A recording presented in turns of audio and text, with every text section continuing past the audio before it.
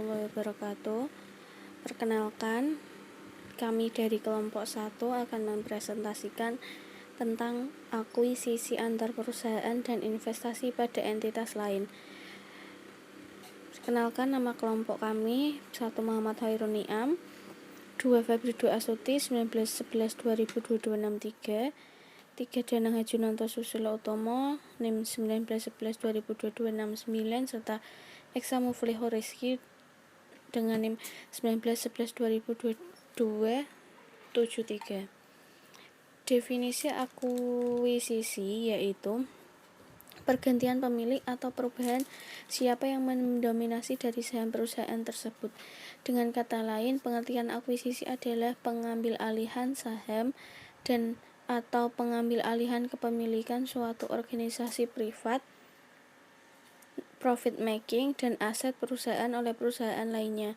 Namun, perusahaan yang diambil atau yang mengambil alih masih tetap sebagai suatu organisasi badan hukum yang berbeda, tidak melebur menjadi satu atau bergabung dengan perusahaan yang mengakuisisi.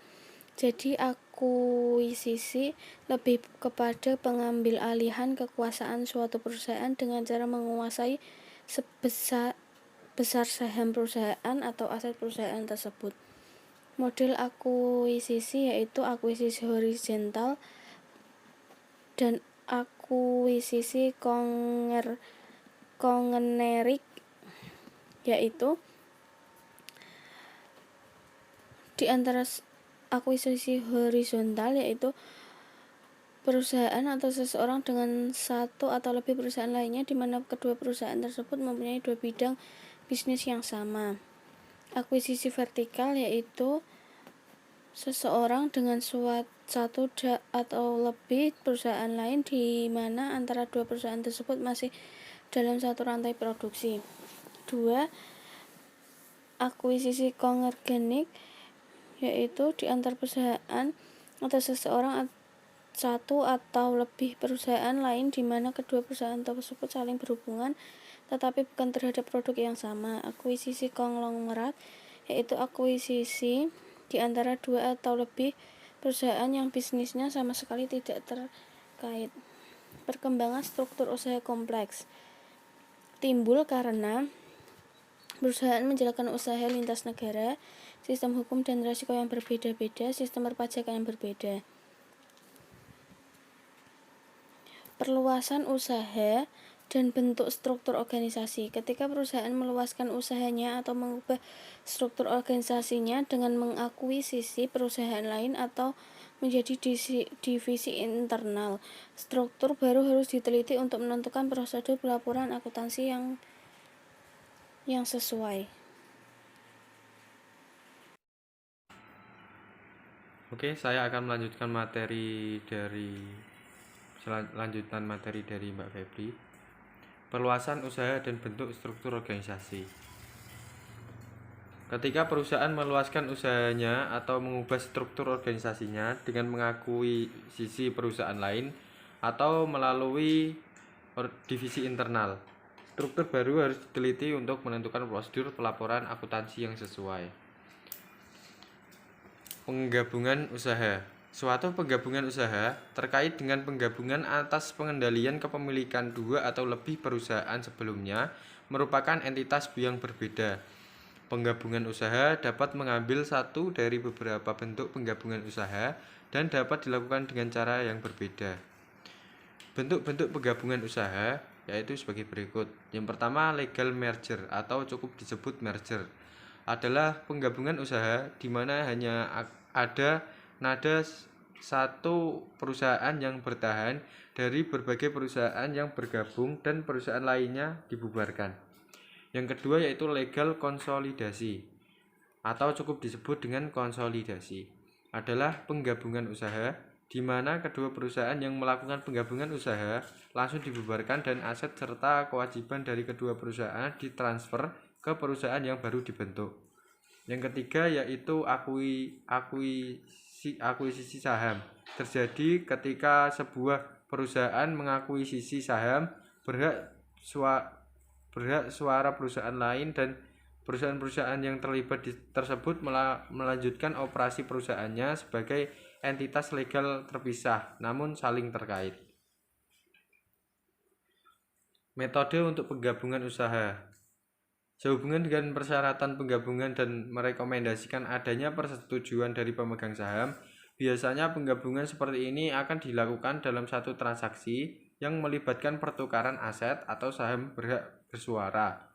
Dalam penggabungan yang tidak bersahabat atau sering disebut hostile takeover, dalam manajemen perusahaan-perusahaan yang terlibat tidak menyetujui persyaratan penggabungan, dan manajemen dari salah satu perusahaan melakukan tender offer secara langsung kepada pemegang saham perusahaan lain untuk melakukan tender atau menukarkan sahamnya dengan efek atau aset dari perusahaan pengakuisisi.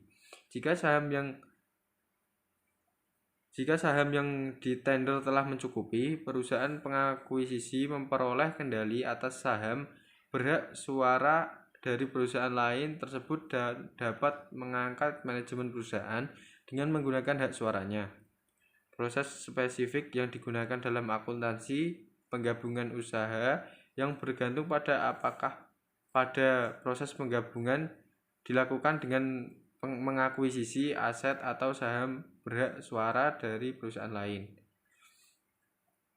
Akuisisi aset. Kadang-kadang satu perusahaan mengakuisisi aset perusahaan lain melalui negosiasi langsung dengan manajemen. Perjanjian ini juga dapat menyebabkan perusahaan pengakuisisi menanggung kewajiban dari perusahaan lain. Perusahaan penjual umumnya mendistribusikan aset atau efek yang diterimanya ke pemegang sahamnya dalam penggabungan usaha dari perusahaan pengakuisisi dan dilikuidasi, sehingga hanya perusahaan pengakuisisi sebagai entitas legal yang bertahan. Perusahaan pengakuisisi mencatat penggabungan usaha dengan mencatat tiap aset yang diperoleh, tiap kewajiban yang ditanggungnya, dan aset atau efek yang diberikan dalam pertukaran. Akuisisi saham. Penggabungan usaha yang dilakukan melalui akuisisi saham tidak harus melibatkan akuisisi semua saham berhak suara yang beredar. Bagi satu perusahaan atau mengendalikan perusahaan lain melalui kepemilikan saham, hanya diperlukan kepemilikan mayoritas atau lebih dari 50% dari saham berhak suara yang beredar. Akuisisi saham berhak suara kurang dari mayoritas biasanya tidak dianggap sebagai penggabungan usaha ketika satu pemegang saham memegang kepemilikan mayoritas dalam saham berhak suara. Saham lain yang tersisa disebut sebagai kepemilikan minoritas atau minority interest atau kepemilikan non-pengendali atau non-controlling interest. Nilai masing-masing aset dan kewajiban. Yang pertama yaitu nilai laba potensial. Dalam banyak kasus, aset yang dioperasikan bersama sebagai kelompok mempunyai nilai lebih tinggi dari penjumlahan nilai individualnya. Nilai kelangsungan usaha atau going concern menyebabkan lebih menguntungkan untuk mengoperasikan aset sebagai suatu entitas dibandingkan menjualnya secara sendiri-sendiri. Kemampuan suatu perusahaan untuk menghasilkan laba sebagai perusahaan yang berjalan merupakan suatu hal penting dalam penilaian perusahaan. Untuk selanjutnya dilanjutkan oleh Mas Danang.